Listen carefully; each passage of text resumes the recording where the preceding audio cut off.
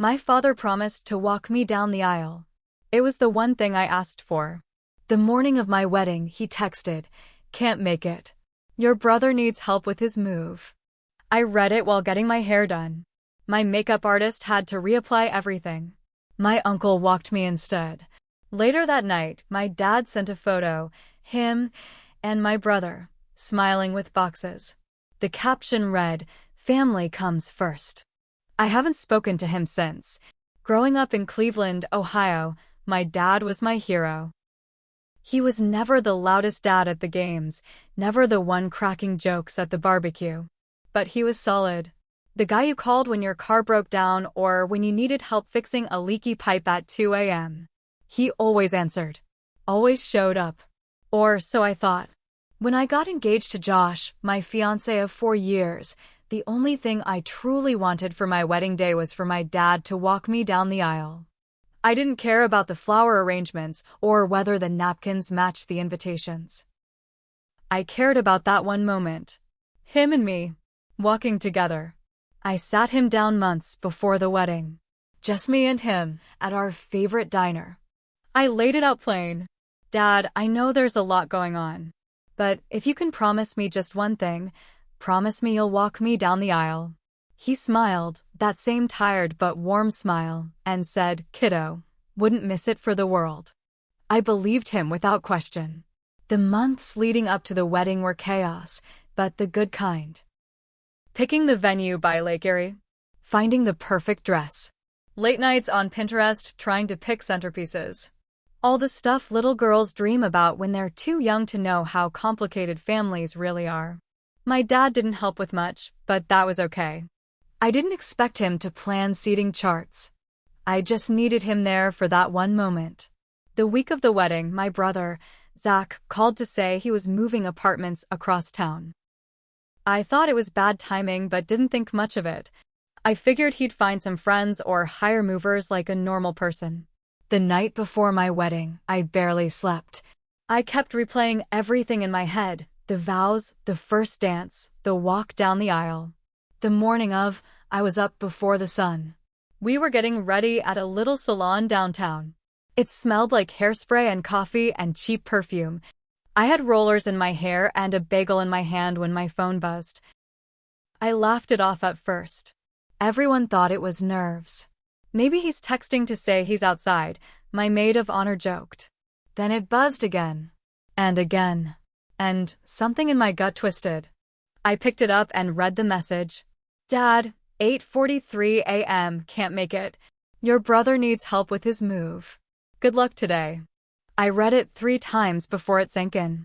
I didn't cry right away. I just sat there, staring at the phone like it had personally slapped me. My makeup artist, Megan, saw my face and took the phone from my hand.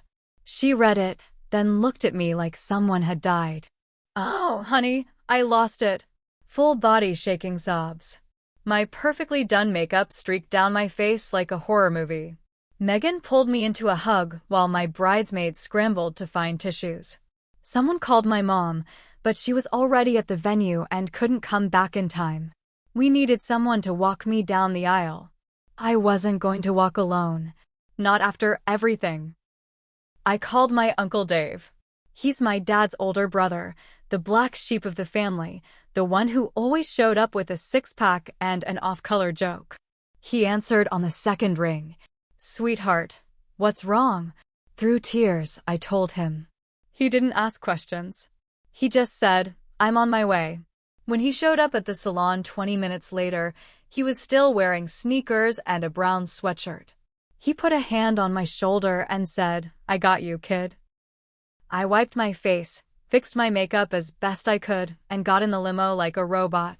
Walking down the aisle with Uncle Dave wasn't what I pictured. It wasn't what I dreamed about. But it was better than walking alone. After the ceremony, everyone kept coming up and saying how beautiful everything was, how touching it was to see Uncle Dave step up. I smiled and nodded. I took pictures. I danced. I laughed when I had to. But inside, there was a knot in my chest that wouldn't untangle. It wasn't until we got back to the hotel after the reception that I finally checked my phone again. There was another message from my dad. It was a photo. My dad and Zach standing in a garage full of moving boxes. Both of them grinning like they just won the lottery. The caption read, "Family comes first." I locked myself in the hotel bathroom and slid to the floor. I cried so hard I thought I was going to throw up. The mascara and foundation I fought to keep on all day finally ran down my face in ugly black streaks. Family comes first. But not me. Not today. After that night, I stopped trying. Stopped calling. Stopped texting. I didn't even send the thank you card I had picked out for him.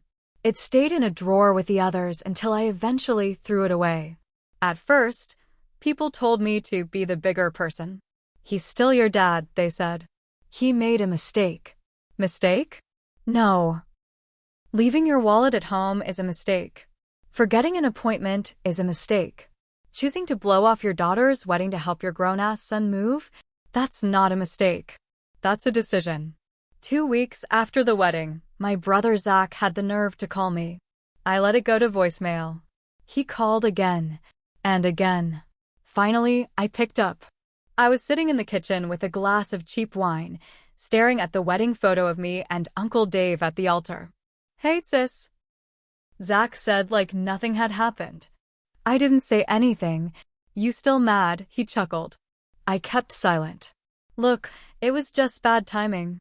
I needed the help, and Dad, you needed the help," I said, cutting him off. My voice was low, cold. "Yeah, I was moving. Big day for me too, you know." I laughed. Not because it was funny, but because if I didn't laugh, I was going to scream.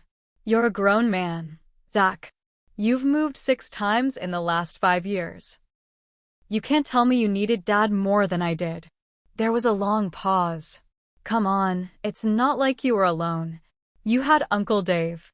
Something inside me snapped right then. It was like every hurt feeling I'd swallowed for years came up at once. "You and Dad deserve each other," I said and hung up. He texted after that. Dumb things like, "Don't be dramatic," and "You're blowing this up." I never answered. A month later, my dad tried to call. I let it go to voicemail. "Dad, voicemail. I'm sorry you're upset. I wish you could understand. Zach needed me. I had to be there for him. Maybe someday you'll forgive me." That was it. No apology for breaking his promise. No regret for missing my wedding. Just an excuse. "Maybe someday you'll forgive me." As if the burden was on me. I could have let it die right there. I could have moved on and built a life without him. But part of me wasn't ready to just let it go. I wanted him to feel what he made me feel. So I started planning. Not shouting. Not fighting. Just quiet, slow, cold planning. I didn't know how yet. But I knew this. One day, I'd make sure he understood exactly what he threw away. And when that day came, there'd be no going back. I stopped showing up. Birthday parties, 4th of July cookouts, Thanksgiving dinners. If my dad and brother were going to be there, I wasn't. No explanations. No dramatic speeches. I just disappeared from the family calendar like I was never there to begin with. At first, nobody noticed. Or if they did, they didn't say anything. But Christmas came, and my absence was a little harder to ignore. Especially since I used to be the one who brought the pies and organized the Secret Santa. A week after Christmas, my cousin Sarah texted me. "Sarah, text you okay? Uncle Joe seemed off at Christmas. Missed you there." I didn't answer. I didn't owe anyone anything anymore. Meanwhile, life with Josh moved forward. We bought a house in Lakewood, just a little ways from the lake. We adopted a dog. I kept myself busy with work and new friends, the ones who never once made me feel like an afterthought. But the old life, the family life, kept tapping at the back of my head like a leaky faucet. No matter how much I tried to shut it off, it dripped and dripped. Then came my brother's engagement. Yep. About a year after my wedding, Zach announced he was getting married. They threw a big engagement party. Sent out fancy invitations with their faces photoshopped to look like models. My name was missing from the guest list, but the message was clear. I wasn't welcome. Or maybe they figured I wouldn't come anyway. And they were right. I wasn't going to show up. I wasn't going to clap and smile and pretend like Zach hadn't gutted me on the most important day of my life. But I wasn't going to sit quietly either. I didn't have to look hard to find their wedding website. It was all public. Dress codes, registry links, even a message board for guests to leave advice for the happy couple. I read through the posts. Can't wait for your special day. Love you both so much. Wishing you a lifetime of happiness. It made me sick. At the bottom, there was an option to leave a message. No moderation. No approval needed. I stared at the blank box for a long time. And then I started typing. Anonymous posted, "Hope your brother's there when you need him most. Hope he doesn't ditch you for something more important. Because once he does, you'll finally understand what it feels like to come second. Family comes first, right?" I hit post before I could change my mind. It stayed up for 2 full days before someone, probably Zach or his fiancée, took it down. But it was there long enough for the gossip to start.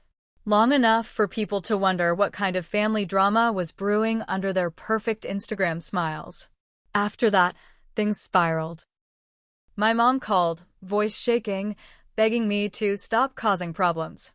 I told her I wasn't the one who started it. She cried. I didn't. My dad tried again. Left a voicemail. His voice was sharp this time, not sad. Like I was some unruly child embarrassing him. Dad, voicemail, grow up. Life doesn't revolve around you. You ruined Zach's big moment. You ought to be ashamed. Ashamed. The word sat in my stomach like a stone. They weren't sorry for what they did to me. They were sorry I stopped playing along. That's when I knew. If they thought that was payback, they hadn't seen anything yet. I wasn't done. Not even close. I kept quiet after that website post. Didn't poke the bear again. I wanted them to think I was finished. I wanted them comfortable.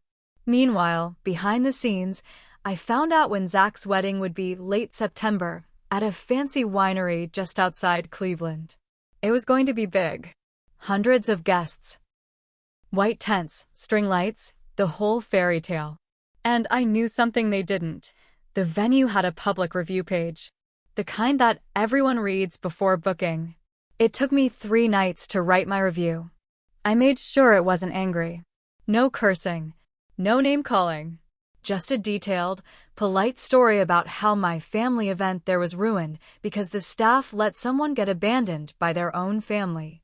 I said it made the whole day feel cold and disorganized. Said I wouldn't recommend it for important family moments. It didn't take long before other reviewers, total strangers, started tagging onto it. Bad service. Bad experience. Suddenly the venue's 5-star rating wasn't so shiny anymore. Then, 2 weeks before Zach's big day, disaster struck. The venue emailed my brother's fiancé to say they were overbooked and needed to adjust their schedule. Translation: they were getting bumped to a smaller space on the property. No more huge tent. No more sunset vineyard ceremony. Panic spread fast. Zach's fiancé blasted it all over social media, blaming the venue, begging for sympathy. And I just sat back and watched. Was it petty? Maybe. But it still didn't feel even. Not yet. The night of Zach's wedding, I didn't stay home sulking. Josh and I went to a small concert downtown. I wore a red dress. I laughed and danced and kissed my husband like the last year hadn't hollowed me out. I didn't check my phone all night. But when I woke up the next morning, there were missed calls from my mother. From my aunt. From numbers I didn't even recognize. I opened Facebook. There it was. Zach's wedding had been a disaster. Thunderstorms rolled in out of nowhere. The tiny tent flooded. Guests left early. The DJ's equipment short-circuited. The catering company was late because of the storm, and half the food got ruined. The photos were horrible. Muddy shoes. Soaked dresses. Wet, stringy hair. In one blurry picture, I could see my dad standing in the rain, holding a broken umbrella, looking miserable. I didn't feel joy. I didn't feel guilt either. I just felt nothing. Weeks later, I got a letter in the mail. Handwritten. From my dad. I know you're angry, he wrote. But family forgives. Family moves forward. You need to grow up and let it go. He still didn't get it. He never would. Today, I don't talk to my dad. I don't talk to Zach. I don't go to family events. I built a new life with people who understand what showing up means. Sometimes, late at night, I wonder if it was all too much. If revenge made me just like them. But then I remember sitting in that salon chair, staring at a phone screen, realizing I wasn't enough for my own father. And I remind myself, some wounds don't heal. Some bridges deserve to burn. And sometimes, family isn't about blood. It's about who's still standing next to you when it matters most.